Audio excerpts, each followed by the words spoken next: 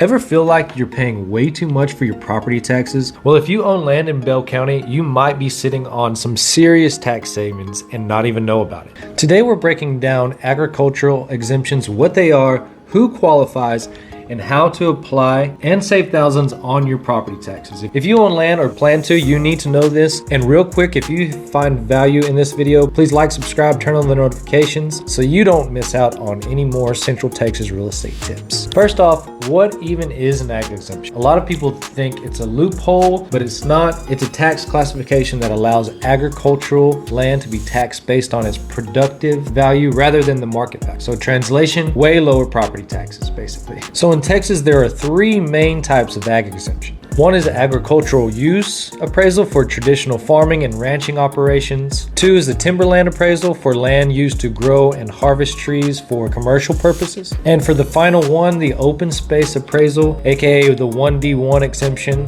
the most common exemption, which applies to land used for grazing, hay production, or wildlife management. So if you qualify, this can mean massive tax savings, sometimes thousands per year. But not all land qualifies. Bell County has specific criteria to meet before you can claim any ag exemption. And let's go over what matters. First, the land use. The land must be actively used for agricultural, ranching, or timber or wildlife management. And the size requirements. Usually at least 5 to 10 acres are required, but that again depends on what county you're in. And history of use. You typically need at least 5 years of the continuous agricultural use.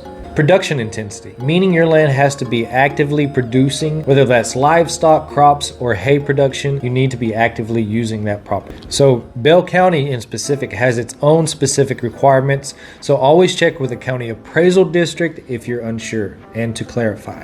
All right, so let's say you meet the criteria. How do you actually apply for it? And here's what you need to do. One, of course, get the application, download the form from the Bell County Appraisal District website, which is just bellcad.com. Then you provide the documents, the documentation. This may include lease agreements if you're renting for land or ag use, a sales record for the livestock or crops. You'll also need photos of the land use, fencing, grazing areas, and crop fields. Number 3, you submit before the deadline.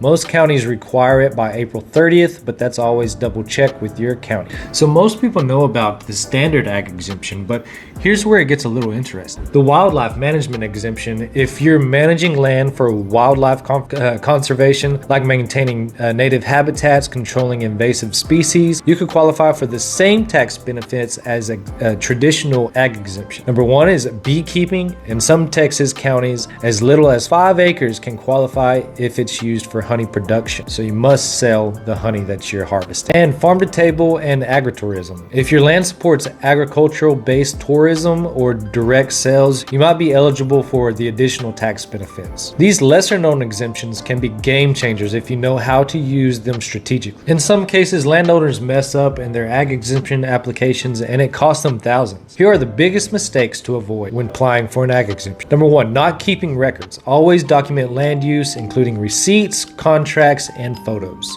Missing the deadlines. If you forget to renew your exemption, you could lose it completely. And also thinking all land qualifies. Not all royal land automatically gets the ag status, so you have to prove your agricultural use. So here's the deal. Let's wrap this video up. And if you own land in Bell County and you're not taking advantage of the ag exemptions that I just laid out, you might be leaving thousands of dollars on the table and not in your family's pocket. So today we covered what ag exemptions are, who qualifies for them, how to apply for them, the lesser known exemptions that could save you even more money, and the common mistakes to avoid when applying for your ag exemption. So if you're serious about lowering your property taxes, get started today. Check out the description or comments and the links for applications and additional resources. I'm TrentBabb, your Central Texas real estate agent.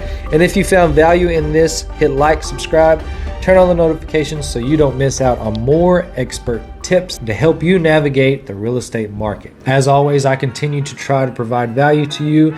So that's all for this video, and we'll see you on the next one. Nugget of encouragement, things will be alright, so quit your worrying. I get it, the odds can stack back against the wall, but even consider it such, know you'll stand tall.